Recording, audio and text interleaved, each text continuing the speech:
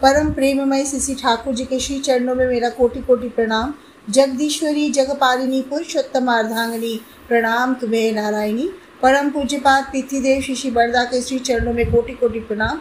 आचार्य देव के श्री चरणों में कोटि कोटि प्रणाम। समस्त इष्ट परिवार के श्री चरणों में मेरा कोटि कोटि प्रणाम।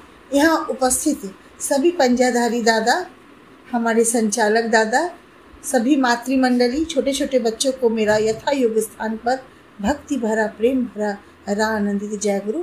आज बहुत सुंदर सुयोग बना के दिया हमारे विवेक यादव दादा, जो कहीं से मेरा नंबर उनको मिला था, तो उन्होंने मुझे मैसेज किया, शायद वो थाईलैंड में रहते हैं। मैसेज किया कि माँ आप एक भजन गा सकती हैं। मैंने यही कहा कि मैं भजन तो नहीं गाती हूँ, लेकिन मैं इष्ट प्रसंग करती हूँ। तो उनके माध्यम से मुझे ये सुंदर मंच आप लोगों ने दिया, इसका मैं तहे दिल से आप लोगों का आभार व्यक्त करती हूँ। ठाकुर जी की बात, ठाकुर जी अथाह समंदर है, कहते हैं ना, सात समुद्र सो मसी करे, लेखनी सब बन राय, धरती सब कागज करे, गुरु गुण लिखा न जाए, करता करत न होत है, गुरु करे सब होई, सात खंड नौ दीप में, गुरु से बड़ा न कोई। वही हमारे जो माता मनमोहिनी देवी के जो गुरु थे हुजूर जी महाराज, कह रहे हैं सारा जग प्रसन्न, गुरु प्रसन्न सारा जग रूठा, उसका कोई रोम न टूटा। इतनी सारी भावधारा गुरु को लेकर दिया गया है। और ये भी कहा गया है, पानी पियो छान कर, गुरु करो जान कर। तो हम कैसे ऐसे गुरु कहीं भी कर सकते हैं? ठाकुर जी की वाणी है, बाजार घूम कर गुरु करने से निष्ठा गई जहन्नुम में, होगी क्या तेरी शंका दूर, होगा क्या तेरा लाख जन्म में। क्या बाजार में जो इतने सारे गुरु, जो तथाकथित गुरु हैं, जो कथावाचक है, जिनको हम लोग जान नहीं पाते हैं, समझ नहीं पाते हैं, उनको क्या गुरु रूप में हम अपना सकते हैं? बहुत ठोक पीट कर हमको ये काम करना पड़ेगा, जानना पड़ेगा। क्योंकि पुरुषोत्तम की दीक्षा लिए बिना अगर हम लोग यूं ही चले जाते हैं, यूं ही समय बर्बाद कर देते हैं, तो हमारा जीवन व्यर्थ होता है। लेकिन हम अपने जीवन को व्यर्थ जाने देते हैं, क्योंकि हम इतना बाजार घूमते हैं गुरु करने के लिए, इतना बाजार घूमते हैं हम गुरु करने के लिए, और बाद में जब हमारी उम्र ढल जाती है तो हम कहीं भी के नहीं रहते हैं। इसीलिए कहते हैं ठाकुर जी, समय गवाया पथ खोजन को, अनुष्ठान का आडंबर अनुष्ठान ही पाया हमने, पथ गया चूल्हे भर। समय हम लोग गवा दिए पथ खोजने में। पथ कहाँ जा रहा है, कहाँ जाके मिलेगा, इसका हमको अंदाजा नहीं है। और जब पथ मिलता है, जब समय बीत जाता है, तब हमारी अवस्था बिल्कुल ढल जाती है, तब हम कुछ नहीं कर सकते हैं। इसलिए कहते हैं, हम लोग कहते हैं ना कि बुढ़ापे की चीज़ है सत्संग। जब जाजन करने के लिए जाते हैं तो सभी सोचते हैं कि ये तो बुढ़ापे की चीज़ है, जब बुढ़ापा आएगा तो हम सत्संग करेंगे। जी नहीं, सत्संग करो स्वस्थ जवानी में, बुढ़ापा किसने देखा है। प्यार से लंगड़े हो जाओगे, देवघर तुम जा नहीं पाओगे, मुख से गूंगे हो जाओगे, भजन तुम गा नहीं पाओगे, कान से बहरे हो जाओगे, सत्संग तुम सुन नहीं पाओगे, हाथ से लूले हो जाओगे, दान तुम कर नहीं पाओगे। इसीलिए कहते हैं सत्संग करो स्वस्थ जवानी में, बुढ़ापा किसने देखा है। तो सत्संग करने के लिए हमको क्या करना पड़ेगा? हमको प्रेममय होना पड़ेगा। हम अपने ठाकुर जी की अगर दीक्षा लिए हैं तो हमको परम प्रेममय, जो श्री ठाकुर जी को बोलते हैं, प्रेममय होना पड़ेगा। इसलिए ठाकुर जी कहते हैं प्यार ही वो मुद्रा है जिससे हम सब कुछ क्रय कर सकते हैं। Love is only one coin which we can purchase bliss. ভালোবাসাই হলো একমাত্র মুদ্রা যা দিয়ে আমরা সব কিছু ক্রয় করতে পারি। अगर इस बात को आप सोचेंगे, समझेंगे, तो आपके अंतरात्मा से आवाज़ आएगी, बिल्कुल सही बात है। क्योंकि प्रेम ही मुद्रा है, जो पैसा रहते हुए भी हमको सम्मान नहीं मिलेगा, लेकिन प्रेम रहेगा तो हमको बहुत कुछ मिलेगा। और बहुत कुछ मिल रहा है, मुझे तो मिल ही रहा है, आप सबों को भी मिल रहा होगा। आज के युग में ये जो प्रेम की बात ठाकुर जी कह के गए हैं, इसी की तो कमी है। इसलिए ठाकुर जी कहते हैं प्रेम कैसे मिलेगा। ठाकुर जी हर जगह, हर बिंदु पे, हर कोने के, हर जगह ठाकुर जी ने अपनी वाणियाँ दी है। ठाकुर जी कहते हैं प्रेम प्रेम बोलने से प्रेम नहीं बटेगा, प्रेम के लिए हमको करना पड़ेगा, क्या करना पड़ेगा? ठाकुर जी वाणी के माध्यम से कह रहे हैं, हृदय देकर हृदय खरीदो, हृदय देकर हृदय खरीदो, सेवा देकर सेवा, व्यवहार देकर व्यवहार खरीदो, विभव परावेश होगा। तो हमको हर चीज के विनिमय में प्यार मिलेगा। हृदय देंगे तो वो आगे से इंसान हमको अपना दिल देगा, सेवा देंगे तो सेवा मिलेगा, प्यार देंगे तो प्यार मिलेगा। और विवेक दादा जी ने जो मुझे यहाँ पर आमंत्रित किया है, ठाकुर जी की ही बातें, उन्होंने सब सिर्फ लिखा। मैं बोली दादा आपका परिचय? उन्होंने कहा माँ, मैं थाईलैंड से हूँ। माँ शब्द अभी तो मदर्स डे आ रहा है, माँ शब्द में इतनी ताकत है, इसलिए ठाकुर जी ने नारी रीति में कहा है, तुम मनुष्य की माँ जैसा बनने की चेष्टा करो, कतनी सेवा और भरोसे से, लेकिन घुल मिल कर नहीं। देखोगे कितने तुम्हारे अपने बनते जा रहे हैं। यही माँ शब्द का ताकत मुझे यहाँ खींच लाया। इतना सुंदर शब्द सत्संग में चलता है। सत्संग जगत में ये जो माँ शब्द है, इसमें इतना आकर्षण है, इतना चुंबकीय आकर्षण है कि मैं क्या बताऊँ। मैं सुबह जल्दी इष्ट प्रसंग ज़्यादा करती नहीं हूँ, लेकिन ये माँ शब्द जो है मुझे यहाँ खींच लाया, चुंबक की तरह खींचता है माँ शब्द। ठाकुर जी की बात करूं तो ठाकुर जी एक बार कह रहे हैं, आजकल दीक्षा पत्र कार्य की धूम मची है। आजकल एकमात्र सबका जीवन का उद्देश्य दीक्षा पत्र कार्य है। दीक्षा पत्र कार्य की मैं एक नोट लिख के डीपी वर्क्स ग्रुप में डाली थी, वहीं से शायद विवेकता से मेरा परिचय हुआ था। उनको मेरा लिखा हुआ वो अंश बहुत पसंद आया था। उस अंश को मैं यहाँ उल्लेख करना चाहूँगी। ठाकुर जी का दीक्षा पत्र का जो कार्य, ये कार्य अभी जो आचार्य देव ने इसको, जो अबिन बाबू ने इसका जो कहा है करने के लिए, ये ठाकुर जी के समय भी था। इस सब समय दीक्षा का पत्र का कार्य चल रहा है, निरंतर चल रहा है, लेकिन उसको एक नाम दिया गया, उसकी एक नई रूपरेखा तैयार की गई। एक बार ठाकुर जी से देवी प्रसाद मुखोपाध्याय, आप लोग जान ही रहे होंगे, देवी प्रसाद मुखोपाध्याय की किताब थी, उसमें लिखा था, ठाकुर जी कह रहे थे, एक दादा आए थे, उन्होंने ठाकुर जी से निवेदन किया कि ठाकुर मैं इष्टवृत्ति छोड़ दिया हूँ। ठाकुर जी बोले, देवी देख तो बाइबल में क्या लिखा है इस पृष्ठ में। देवीदास बाइबल का पृष्ठ खोलते हैं और पढ़ के ठाकुर जी को सुनाते हैं। उसमें जीसस क्राइस्ट ने लिखा है, जो मेरे खोए हुए मेमनों को, यानी भेड़ के जो शावक की बात कर रहे हैं, जो छोटे छोटे बच्चे हैं, जो मेरे खोए हुए मेमने को वापस ला देगा, वही मेरे सबसे करीब होगा, वही मेरा सबसे प्रिय होगा, वही परमात्मा के सबसे करीब होगा। वही मेमने, वही शावक तो हम हैं, उसी को तो हमको ढूंढना है और ढूंढ के ठाकुर जी के श्री चरणों में पहुंचा देना है। इतना ही काम करना है। अभी हम लोग डीपी वर्ष के लिए गए थे, यूपी और उत्तराखंड की माँ लोग विशाल संख्या में गए थे, 500 से भी ज़्यादा माँ थी। वहाँ पर आचार्य देव जो सारे काम उनके थे उस समय, जो बौदी माँ थी, उनका अस्वस्थता के कारण सारे कार्यक्रम रद्द कर दिए गए थे, लेकिन आचार्य देव ने इस कार्यक्रम को बोला नहीं, इस कार्यक्रम ये रहेगा।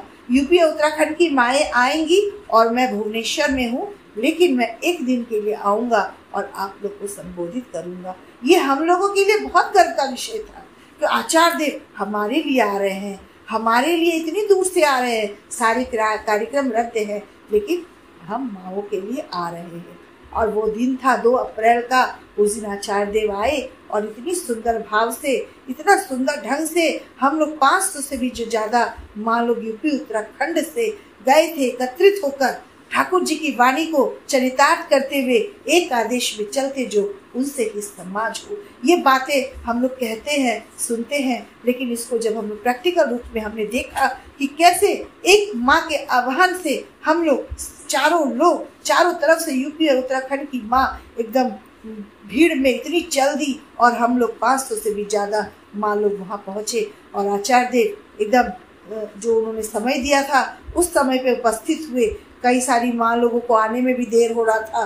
देवरिया की जो माँ लोग हैं उनकी ट्रेन नहीं आई थी, उनका भी इंतजार किया गया। इसलिए ठाकुर जी कहते हैं, मैं एक मनुष्य के लिए अपना पूरा साम्राज्य छोड़ सकता हूँ, और हम लोग साम्राज्य के लिए मनुष्य छोड़ देते हैं। आज ये मनुष्य की जरूरत है, ये मनुष्य के कारण ही आज हम लोग आपसे मिल पाए, इस मंच पे मैं बोल पा रही हूँ, क्योंकि हम लोगों का सबका मत, सबका विचार ठाकुर जी को लेके एक है। हम लोग के बीच में ठाकुर जी है और ठाकुर जी ने ये सुंदर मंच हम लोगों को दिया है। कोरोना को मैं जो अभिशाप भी कहते हैं और वरदान भी कहूँगी कि पूरे सत्संग जगत में, वह अभिशाप तो इसलिए कहूँगी क्योंकि इसमें कई लोगों की जानें चली गई, और वरदान इसलिए कहूँगी क्योंकि सब एक मंच पे समाहित हो गए। पूरा विश्व सत्संग जगत आके एक मंच पे आ गया और सब एक दूसरे को पहचानने लगे, जानने लगे। सारी पुस्तकें को हम लोग समझने लगे। इस पहले हम लोग नारी नीति पढ़ते थे, सत्यानुसरण पढ़ते थे, लेकिन पुस्तक बनकर पुस्तक बने थे। उसके एसेंस और सार को मज्जागत करने की चेष्टा ही नहीं करते थे, क्योंकि समय का अभाव था और इसका विश्लेषण तो दूर की बात है। आज नारी नीति का विश्लेषण होता है। आज हम लोग जान पाते हैं सेवा शुश्रूषा में क्या अंतर है। पहले हम लोग जानते थे, कहीं एक जगह लिखा है नारी नीति में, तुम्हारी सेवा शुश्रूषा मात्र ही न रह जाए। मन में प्रश्न जगता था कि सेवा और शुश्रूषा क्या अलग चीजें हैं। इसको मैं जान पाई इस तरह। मैं जब देवघर गई तो मैं प्रीतम दास से मिली। प्रीतम दास से जब भी मैं मिलती हूँ तो मैं कई सारे प्रश्न लेके जाती हूँ और उनसे समाधान लेती हूँ। देखिए, हम लोग देवघर जाते हैं तो हम लोग आनंद तो करते हैं, लेकिन छोटी छोटी चीज़ों को ध्यान में नहीं रखते हैं। कैसे पाठ हो रहा है, कैसे क्या हो रहा है, कैसे हम लोग आचार देव कैसे चल रहे हैं, कैसे प्रणाम करते हैं, कैसे हमारे जो आचार परिवार रहता है, इसको हम लोग नहीं देखते हैं। हम लोग 2 दिन रहते हैं, आनंद करते हैं, चौक मुड़ी खाते हैं, चले आते हैं। लेकिन अगर बारीकी से हम लोग छोटी छोटी चीज़ों को आनंद करते हुए छोटी छोटी चीज़ों को अगर ध्यान में रखेंगे तो वहाँ महासमुद्र है। महासमुद्र से आप कुछ मोती अगर ले आए तो अपना जीवन, हमारा जीवन धन धान से परिपूर्ण होगा। वही मैं जान पाई, सेवा और शुश्रूषा में बहुत अंतर है। दोनों, एक साउथ पोल है, एक नॉर्थ पोल है। कैसे, ये मैं आपको बताती हूँ। सेवा जो है दीर्घकालीन प्रक्रिया है, हमेशा चिर निरंतर चलने वाली प्रक्रिया है। सेवा के बारे में ठाकुर जी कहते हैं, व्यथा की कथा कहे अगर कोई, आग्रह पूर्वक सुनना, हो सके तो मुक्त कर देना सार्थक सेवा देकर। सेवा जो है लगातार, अगर ठाकुर जी की दीक्षा लिए हैं तो सेवा चिर निरंतर चलने वाली प्रक्रिया है, कभी नहीं रुकती है। और शुश्रूषा ये अल्पकालीन प्रक्रिया है। जैसे कोई अचानक बीमार पड़ गया, किसी का एक्सीडेंट हो गया, कोई हॉस्पिटल में एडमिट हो गया, उसको हम लोग जो अल्पकालीन सेवा देते हैं वो शुश्रूषा है। इसलिए ठाकुर जी ने नारी नीति में एक जगह लिखा है, तुम्हारी सेवा शुश्रूषा मात्र ही न रह जाए। यही अंतर है, सेवा और शुश्रूषा में अंतर बहुत ज़्यादा है, लेकिन सुनने में हम लोगों को एक जैसा लगता है। तो ठाकुर जी जो कह रहे हैं, ठाकुर जी एक बार ठाकुर जी प्रफुल्ल दास से कह रहे थे कि उस पार से इस पार से उस पार चलते हैं, उस मैदान को क्रॉस करके हम लोग उस पार कुछ काम करने चलते हैं। तो दादा कहते हैं, दादा इससे इस तरफ से मत जाइए, आप अच्छे रास्ते से जाइए, यहाँ तो बहुत मलमूत्र कुत्ता वगैरह भरा पड़ा है, इस रास्ते से जाएंगे तो हम लोगों के सबके पैर गंदे हो जाएंगे। ठाकुर जी उसकी बात सुनते रहे, लेकिन ठाकुर जी चल दिए। जब ठाकुर जी चल के उस पार चले गए तो भक्त क्या करते, भक्तों को भी जाना था, तो भक्त चले गए उस पार। ठाकुर जी ने कहा, क्यों रे प्रफुल्ल, तुम तो कह रहे थे कि इधर से नहीं जाना है, गंदा लग जाएगा। तो उनके भक्त कहते हैं, ठाकुर गंदा कैसे लगता, आपने जहाँ जहाँ पैर रखा था वहाँ वहाँ मैंने पैर रखा और मैं पार हो गया। इसका कहने का मतलब है, ठाकुर जी जैसे जैसे चलने के लिए कह रहे हैं, अगर उनके पद चिन्हों पे हम चलेंगे तो हमारा जीवन सुंदर होगा।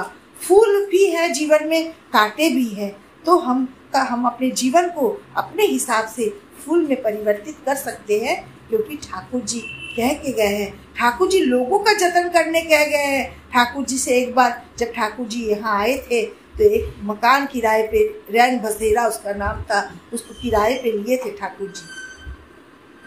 कुछ दिन बाद ठाकुर जी तो अपने बनाए हुए घास फूस के मकान में रहते थे, लेकिन उन्होंने अपने भक्तों को वह रहने को दिया था। तो उसका मकान मालिक के मन में अचानक से विचार आने लगा कि मैं इस मकान को मुझे खाली करना है, खाली करवाना है। बहुत बेचैन होने लगा, उनके भक्तों को परेशान करने लगा।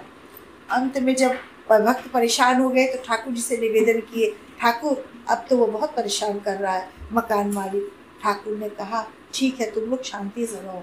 एक दिन ठाकुर जी उसके पास गए और उनसे अब उनका अभिवादन कर ठाकुर जी बोले, जानते हैं मैं 2.5-3 करोड़ की संपत्ति पावना में छोड़ के आया हूँ, और मैं यहाँ आया हूँ और अपने जो खाली मनुष्य को लेके आया हूँ, और सारे मनुष्य जो मेरे साथ आए हैं वही मेरी धरोहर है, और उनको कष्ट होता है तो मुझे भी कष्ट होता है। मैं तो खुद घास फूस के मकान में रहता हूँ, लेकिन मैं चाहता नहीं हूँ कि मैं जो अपने साथ ये मोती चुन के लाया हूँ, यानी ठाकुर जी अपने भक्तों की ओर इशारा करते हुए कह रहे हैं, ये मोती चुन के लाया हूँ, इनको कोई कष्ट नहीं होना चाहिए। इनको कष्ट होता है तो मुझे भी कष्ट होता है। ठाकुर जी कितनी बड़ी बात कहते हैं। अगर ठाकुर जी को हम लोग मानते हैं तो इतना तो हम लोग को मानना ही पड़ेगा, इतना ही जानना ही पड़ेगा। बहुत ज़्यादा करना नहीं है, थोड़ी थोड़ी बातों को अगर मानेंगे तो हम भगवान को देख पाएंगे। इसलिए ठाकुर जी कहते हैं, असीम जब ससीम होके सीमा में लेते स्थान, वृत्ति भेदी टान रहने से देखोगे भगवान। जब हमारी वृत्ति भेदी टान होगी, सब वृत्तियों प्रवृत्तियों को हम जो वृत्ति प्रवृत्ति सबके साथ रहती है, इनको बस दिशा देनी है, इनकी दिशा को मोड़ना है। इनकी दिशा को अगर सुंदर दिशा में मोड़ेंगे तो हम इसको वश में कर लेंगे। तो ठाकुर जी उनसे और आगे कहते हैं कि आप इनको रहने दीजिए, मैं तो आपका पुत्र हूँ, एक माँ का क्या दायित्व होता है। तो वो कह रही थी, जो मकान मालकिन थी, एक माँ तो अपने बच्चों की देखभाल करती है। इतने सुंदर ढंग से ठाकुर जी ने उनको अभिभूत किया और वो एकदम कृतार्थ हुए, उनके आंखों से अश्रुधारा बह गई। और उन्होंने उसके बाद जब तक ठाकुर जी ने खाली नहीं किया, तब तक उक्त मकान मालिक और मालकिन ने उस मकान को खाली करने के लिए नहीं कहा। इसलिए ठाकुर जी लोगों की जतन की बात करते हैं, मैन मेकिंग फैक्ट्री की बात करते हैं। इसलिए ठाकुर जी कहते हैं, man is my income and love is my expenditure. और ठाकुर जी ने जो मैन मेकिंग फैक्ट्री लगाया है, उस फैक्ट्री में हमको क्या करना है। उस फैक्ट्री में तो पुरानी गाड़ियाँ भी आती है, नई गाड़ियाँ भी आती है। कोई भी कार की जो है जो रिपेयरिंग होती है, उसमें नई गाड़ियाँ भी आती है, पुरानी गाड़ियाँ भी आती हैं। पुरानी गाड़ियों को हम लोग उसको जो दीक्षा पत्र कार्य चल रहा है, ये पुरानी गाड़ियों का रिपेयरिंग है, ये और कुछ नहीं है। ठाकुर जी कहते हैं, we repairs the man just like a motor car. हम मनुष्य को मोटर कार की तरह रिपेयर करते हैं। उसी रिपेयरिंग कार्य को आज दीक्षा पत्र कार्य का रूप दिया गया है। और ये रिपेयरिंग कार्य कैसे होगा? ये रिपेयरिंग कार्य में मोटर गाड़ियाँ नहीं आएंगी, उनको बिल्कुल चार्ज करना है, पुरानी गाड़ियों का भी मरम्मत करके उनको फिर से ठाकुर जी के श्री चरणों में लेके जाना है। और ये चिर निरंतर चलने वाली सेवा है। इसी को सेवा कहते हैं। ये शुश्रूषा नहीं है, ये सेवा है। चिर निरंतर चलेगी। दीक्षा पत्र का कार्य कोई एक दिन का कार्य नहीं है, आधे दिन का कार्य नहीं है, 10 दिन का कार्य नहीं है, ये चिर निरंतर चलने वाली प्रक्रिया है। इसलिए ठाकुर जी कहते हैं कि रुपये का जतन करो या ना करो, लोगों का जतन करता चल। रुपये का जतन करो या ना करो, लोगों का जतन करता चल। लक्ष्मी केशव बने रहेंगे, विभव में रहोगे। ये ठाकुर जी की वाणियां हैं। इस वाणियों को हम लोगों को सुनना है, ज्यादा कुछ नहीं करना है, छोटी छोटी बातों को करना है। और हम माँ लोगों को तो बड़ी माँ साक्षात सब करके दिखा गई। कैसे बड़ी माँ कम शब्दों में अपनी सारी बातें बता देती थी। ठाकुर जी कहते हैं, एक बार मोहम्मद दा से ठाकुर जी कह रहे हैं, मोहम्मद दा कह रहे हैं कि हमारी माएँ जाजन करने कैसे जाएंगी, जाना है? ठाकुर जी से पूछ रही है। ठाकुर जी ने कहा, उनको ज्यादा जाने की जरूरत नहीं है। देयर याजन lies through their good adjustment in family atmosphere.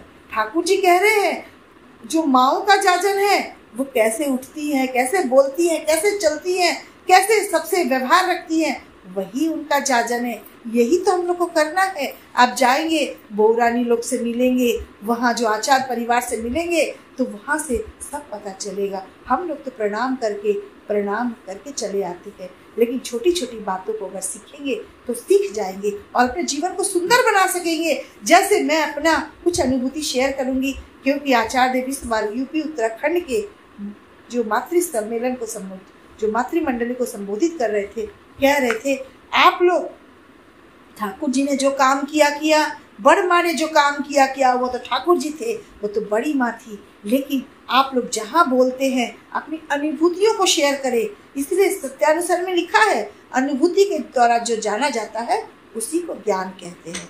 तो जब तक हम अनुभूति नहीं करेंगे तब तक ज्ञान की प्राप्ति नहीं होगी। तो बड़ी माँ, हम माँओं के लिए तो बड़ी माँ ही उदाहरण है, नारी नीति उदाहरण है। आजकल नारी नीति की व्याख्या हो रही है, मैं भी करती हूँ और नारी नीति को समझ पा रही हूँ, जान पा रही हूँ। वरना नारी नीति तो एक पुस्तक बनी थी हमारे लिए, लेकिन आज कोरोना काल की देन है कि इसकी व्याख्या शुरू हो गई है। इसकी व्याख्या बहुत सारे चैनलों में भी आती है, सुंदर सुंदर व्याख्या हो रही है सत्यानुसरण का, नारी नीति का, और हम सब एक एक लाइन को समझ रहे हैं। देवघर महातीर्थों में तीर्थ है, क्योंकि वहां जाने से मन की ग्रंथियों का मोचन होता है। समझ रहे हैं अनुभूति के द्वारा जो जाना जाता है उसको ज्ञान कहते हैं। समझ रहे हैं अर्थ, मान, यश इत्यादि पाने की आशा में मुझे ठाकुर बनाकर भक्त मत बनो, धोखा देने पर धोखे ही पड़ोगे। ये सब बातें आज समझ में आ रही है क्योंकि इसका विश्लेषण व्याख्या हो रहा है।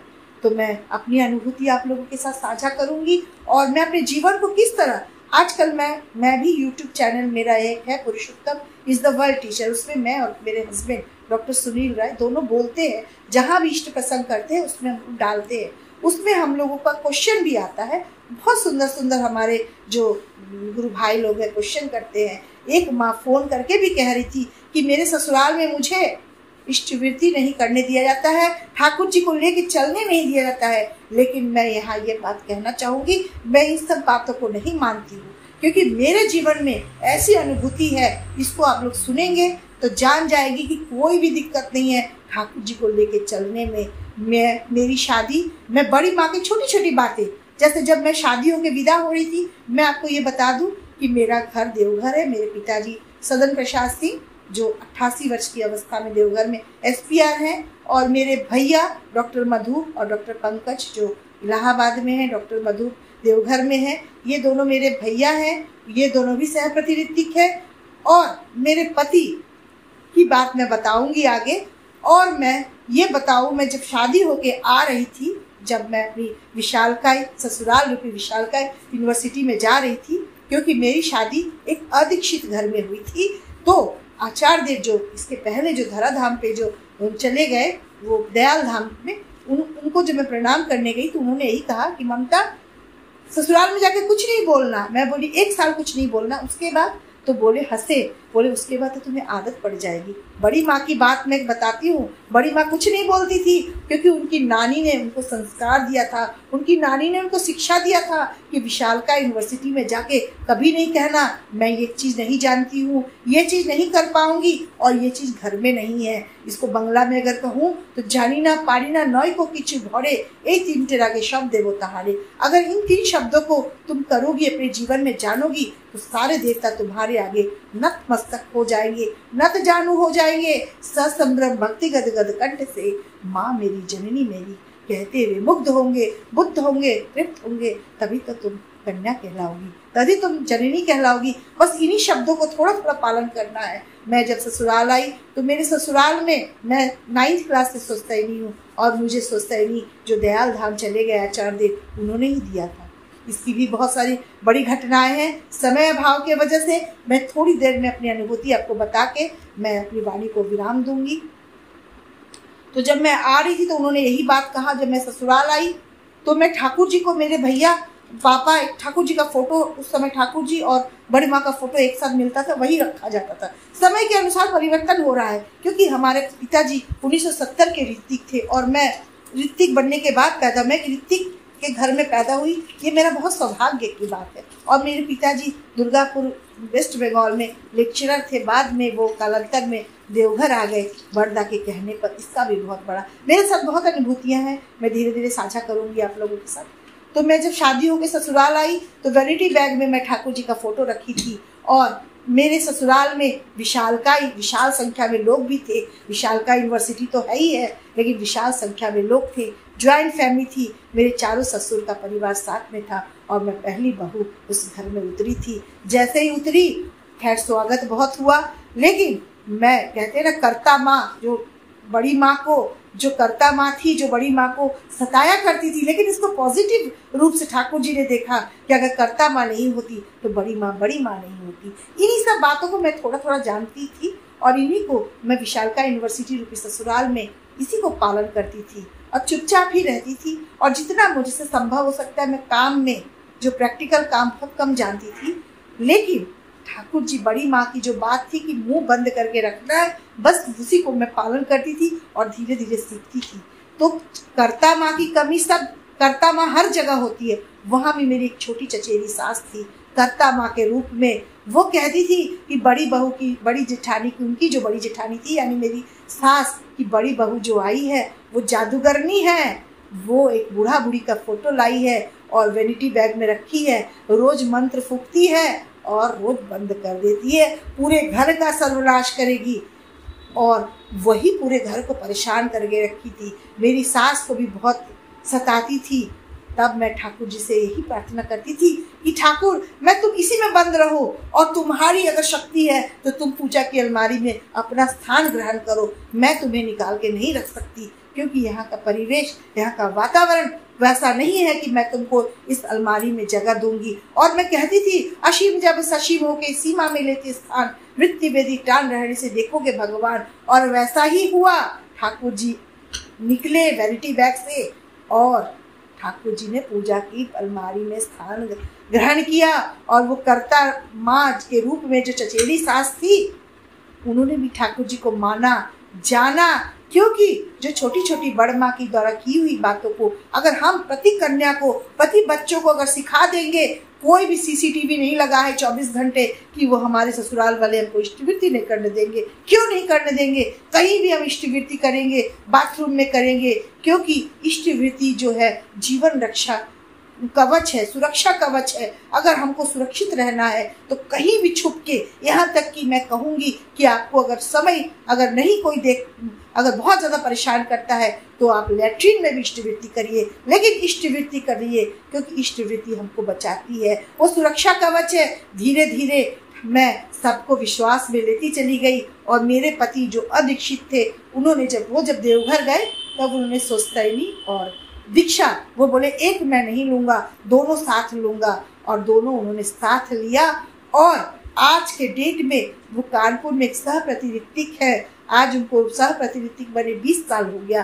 तो कोई भी माँ में इतना पावर है कि वो कहीं से कहीं तक पहुँचा सकती है। अगर ये सब वाली बातें होती है कि मेरे ससुराल में नहीं किए करने देते हैं, तो मैं इन बातों को नहीं मानती हूँ। क्योंकि हम अगर चाहेंगे, लेकिन किसी को नाराज नहीं करना है, ससुराल वाले को भी नाराज नहीं करना है। जो पूजा पाठ करने को करते हैं वो करना चाहिए, उनका भी सम्मान करना चाहिए। मैं तो सोचता ही नहीं थी, मैंने कभी नहीं कहा कि मैं प्याज लहसुन नहीं खाती हूँ, दाल से प्याज निकाल के मैं खा लेती थी। फिर भी जब मैं उसको धीरे धीरे विश्वास में ली, तब जाके मैं बताई कि मैं सोचता ही नहीं हूँ, मैं प्याज लहसुन नहीं खाती हूँ। तो ऐसे ही हम सारी माएँ अपने जीवन को बना सकते हैं, संवार सकते हैं और सुंदर रूप अपने जीवन को दे सकते हैं। नारी नीति का एक एक अध्याय को जानिए, समझिए और अपने जीवन को सुंदर बनाइए। बड़ी माँ की अगर थोड़ी सी भी बात अगर हम मानते हैं, 8वां वैशिष्ट बड़ी माँ में था, वो जागृत अवस्था में थी, हमारे में भी है, वो सोई अवस्था में है। बस इन वैशिष्टों को जगाना ही तो है, इन वैशिष्टों को समुद्र में ही तो मिलाना है, बस इतना से काम करना है। अगर हम अपने बच्चों को सुंदर भविष्य चाहते हैं तो पहले अपने बच्चों की भविष्य बनाना है।